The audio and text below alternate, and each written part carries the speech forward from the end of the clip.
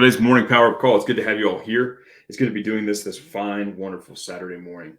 Now, a lot of you guys, if you missed yesterday's call or you missed the announcements, I want to remind you we are doing a special campus-wide challenge, campus-wide activity. I don't know what you want to call it, but what we're doing is nobody this entire weekend, not yesterday, not today, not tomorrow, nobody is going to be sending out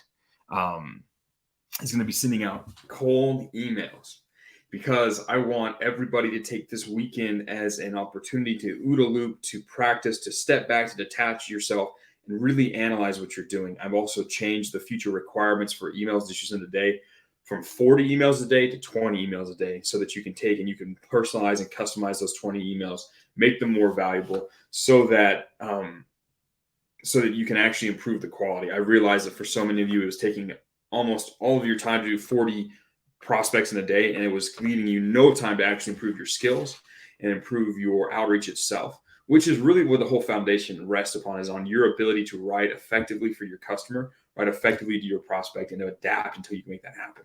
So I realized that it was extremely important for you guys to do this. And for those of you who have the time, who have 24 hours free in a day, you sleep, and then you can work on copywriting, you can do 40 probably if you really, really want to. But I really want you all to set a higher standard for yourself after this weekend when it comes to the quality of the emails that you write, as far as how valuable they are to your actual prospect. I'm encouraging people to create their own templates, to break away from the standard approach. If you haven't, one of the challenges, or one of the aspects that I want you guys to do is your OODA looping this week. I want you to go watch the Advanced Influence course. There are principles in there that you absolutely have to apply, as far as being different, as far as finding ways to show up in a unique way, in a position of strength, in a way that provides value, if you want to be successful. Everybody, I'm in the Ask Professor Andrew channel. I have people every so often, I'll have them share their outreach strategy with me. And almost it could be extremely apparent who has seen that Advanced Influence course and who has not. It's extremely, extremely important. All right, looks like audio is still good. All right. It's extremely important. You have to watch that if you want to be successful at this outreach game. You can't just copy and paste the template, change 2 or 3 things, do exactly what it says in word for word, copy and paste inside of the 21 mistakes document, and change 1 or 2 words and call it good. That is not enough. The competition, the world requires more of you. Your prospects require more from you in order to want to have a conversation than just a copy and paste template. You have to innovate on top of it. You have to find a way to be unique. I recommend people don't do the whole free value, hey, do you want a gift? And then if they reply, build it. I recommend, if you're going to be leading with value, you actually create value. In today's world, with what we have today, you need to actually just create it, and then create a new CTA at the end. Teasing free value and then creating it once they respond back is not the path anymore. You have to actually build something for them, show up with value, so that first interaction is better. If you're going to go the free value route, there's a million other ways to do this. This weekend, I want you guys to start thinking divergently, start thinking about multiple message patterns, right? So instead of just trying to do everything in 1 email message, maybe you try to do over the course of 3 email messages. You don't have your maiden CTA until the 3rd one. Test out crazy stuff. What if instead of images, or what if instead of text, you do images or a voice note? Or instead of using email, you do Instagram or LinkedIn, or who knows what, some other channel. Decide to think outside the box and start testing things. What if you created a podcast where you broke down someone's page on the podcast and posted on Spotify, and they could go listen to it there? Think divergent thoughts, think crazy different thoughts, and that's how you're going to come up with ways to be unique and show up with better value for your guys. Enough of that. That's where we're at right now in the campus. That's what I want everybody to do this weekend. If you're just tuning in, if you just found out about it, well, go check announcements. Go check yesterday's power up call. There's a whole bunch of information that's going to help you guys with that. So that is where we're at today. I want to talk with you guys about an important concept. And I was talking with somebody about this on a Phoenix call yesterday, and I was talking about this with someone in the Ask Professor Andrew channel, and it's something I'm seeing crop up more and more and more as I review people's copy and I review their outreach. As a copywriter, you have to become a mind reader. You have to develop the ability to put yourself in someone else's mind, right? And this is crazy, and it's difficult, and it's not something that everyone is just out of the box good at. However, it's something that everyone can develop. all it takes is a few simple questions and some practice. This is a skill. I teased this and said it was a superpower. It's not. It's a learnable skill, just like walking, just like you learn how to walk. And as crazy as that seems, perhaps to you as a baby, you learn how to walk, just as you know how to drive, just as you know how to do any of these things that seem difficult and complex at the beginning and are now second nature. It's the exact same thing with advanced empathy, with this type of mind reading capacity that you develop as a copywriter. I don't mean literally read someone's mind. I don't mean you like literally sit across from them and like know like with a direct stream from them exactly what their thoughts are. What I'm saying is that your ability to empathize and to put yourself in their life. There's that famous saying about needing to walk a mile in someone's shoes before you understand them. And there's some level of truth to that, right?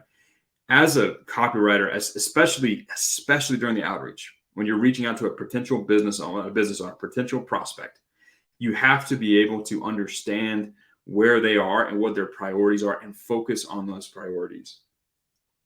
It's not enough for you to think about what you think and what you think is super nice for them, super valuable for them. You have to understand who they are, what they are actively looking for right now, and then show up and then join the conversation that's happening right now in their brain.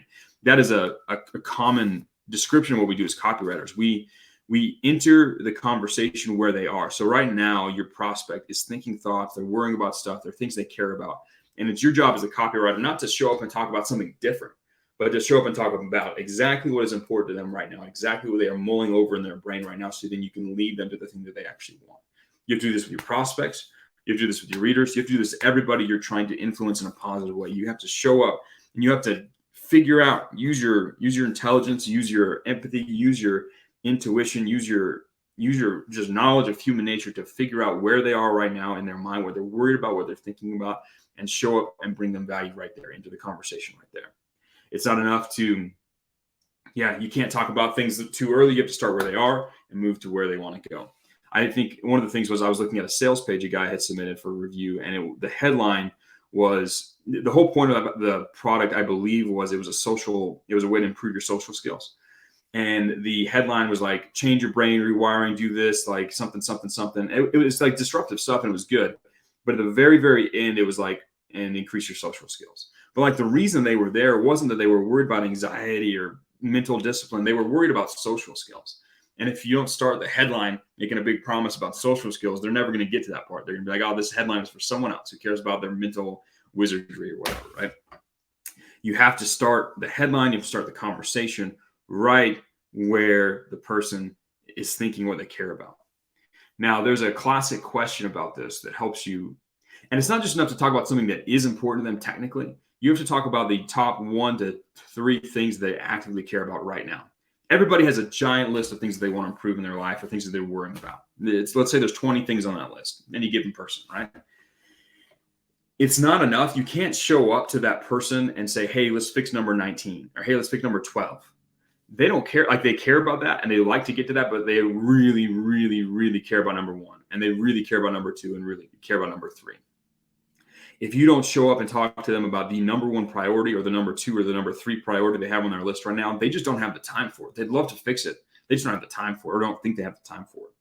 So if you show up with your outreach and you're talking about something, and we get this all the time. I've had people come in, they're like, hey, I sent my stuff over. The prospect said they liked it. They liked my emails that I sent them for their newsletter, but they said they don't really need the service right now and they're not interested. What do I do? I'm like, dude, you gave them something that was number like 12 on their list instead of giving them something that's number 3 on your list, which is okay. You can't always tell what someone's top 3 priorities are, but you need to sit down and think and make sure that what you're offering is. If you did that time and time and time again, and every time they're like, hey, this is cool, but we don't need this, you need to shift what you're offering to try and find those top 2 or 3 priorities.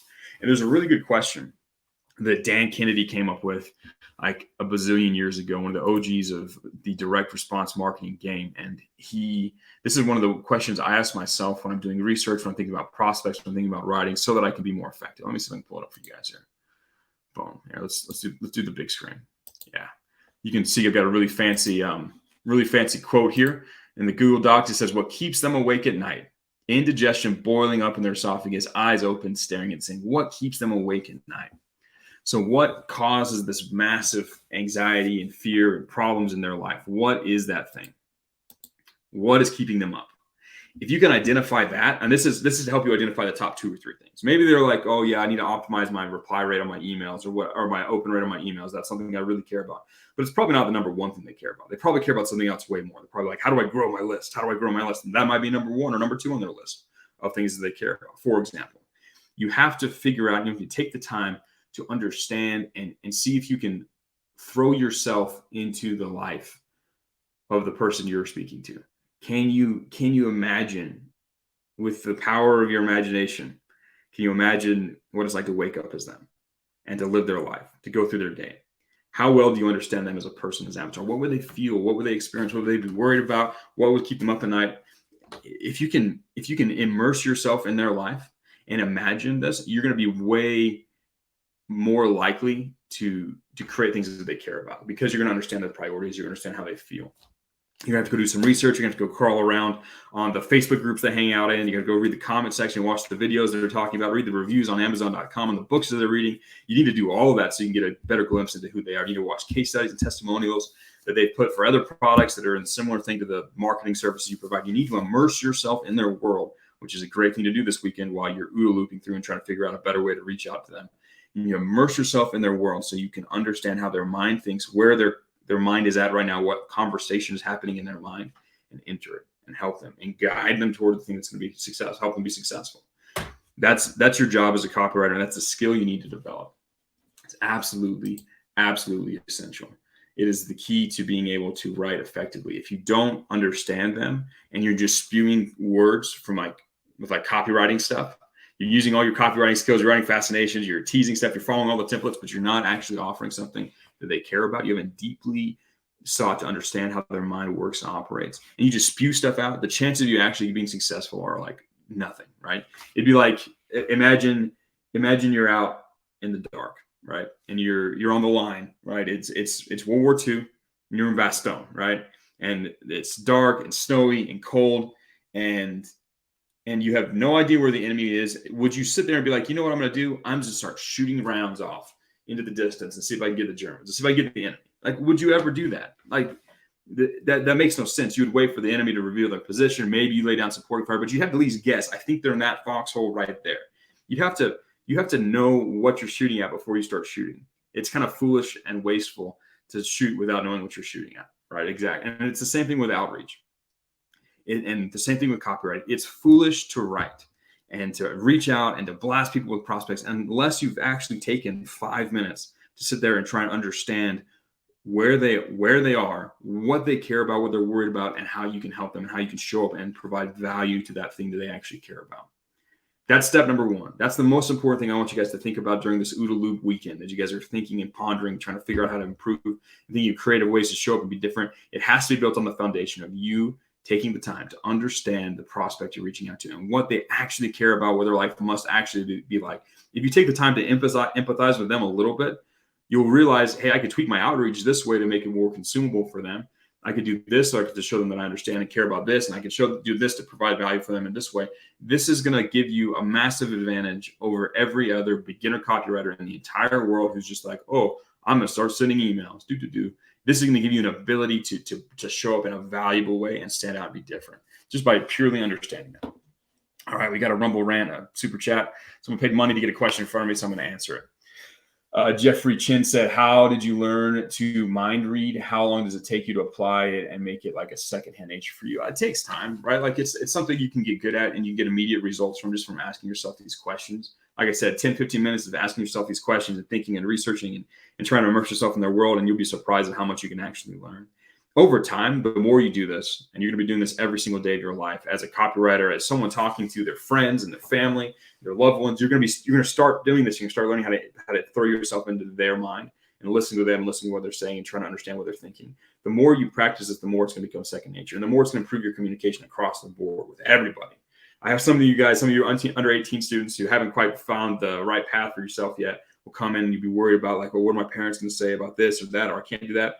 And generally speaking, it's because they don't understand their parents. They don't understand how to show up and be like, hey, and how to respect them and honor them and show them the respect and honor they deserve while finding the right path for you. Like it's usually just a misunderstanding and an inability for the child to actually throw himself into the shoes of his parents and try and like communicate effectively with the parents. I thankfully was pretty good at that as a teenager. I was able to communicate well with my parents, and I was able to live a pretty good life as a result. So I recommend all of you make this an active focus. This is one of the character traits, or one of the emotional intelligence skills. This is one of the core things of as a person that's going to make you a successful copywriter. And it's something that's easily developed. The more it's just about asking yourself, what is the other person thinking? What are they feeling? What are they worried about? And just working on immersing yourself in their world. You don't have to spend like a week doing this. You can get, like I said, good results with 5 minutes. If you do a lot of research, you can get a lot of results back as far as added insight and empathy into them with an hour or 2 hours, just like I teach you guys in the research process. But use this, turn this into a program that's running in the back of your head all the time, as you write, as you think, as you reach out, and you're going to be way more successful than if you ignore what the people you're trying to influence, if you ignore what they are actually thinking and feeling. My friends, it's been a fun call. It's been a good call. I'm glad to share this lesson with you. I'm excited to see the innovations that come as you guys begin to move forward with new, unique forms of reaching out to people. The more you can learn to be creative and to innovate on top of the things I give you, the better you'll succeed in this world. If you're just copying and pasting and going through this without investing any kind of mental energy and mental calories to stack on top of it, you're not going to be as successful as those who can show up, understand the principles, take the starting ideas and innovate on top of them. Apply the principles into an ever-changing battlefield, right? And I'm continuing to update my stuff to make it as relevant as possible and give you guys better insight into these core principles so you can then turn around and innovate more effectively. But I'm putting a lot of the responsibility on you as a student, right? I'm going to give you my best stuff. I'm going to teach you my best things about human persuasion.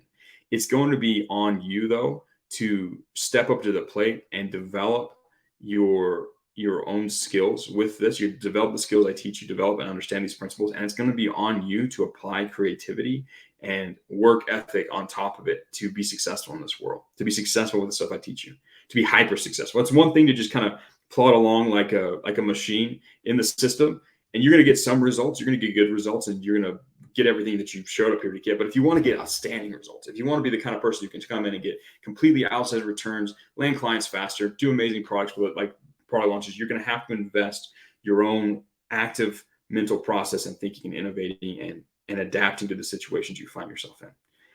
Well, friends, it's been a good call. I will talk with you guys tomorrow. I'll talk with some of you guys later today, perhaps. I'll be in the Ask Professor Andrew channel and answering all your questions today as well. So I look forward to talking to you guys there. It's been a good call. I'll talk with you guys again tomorrow.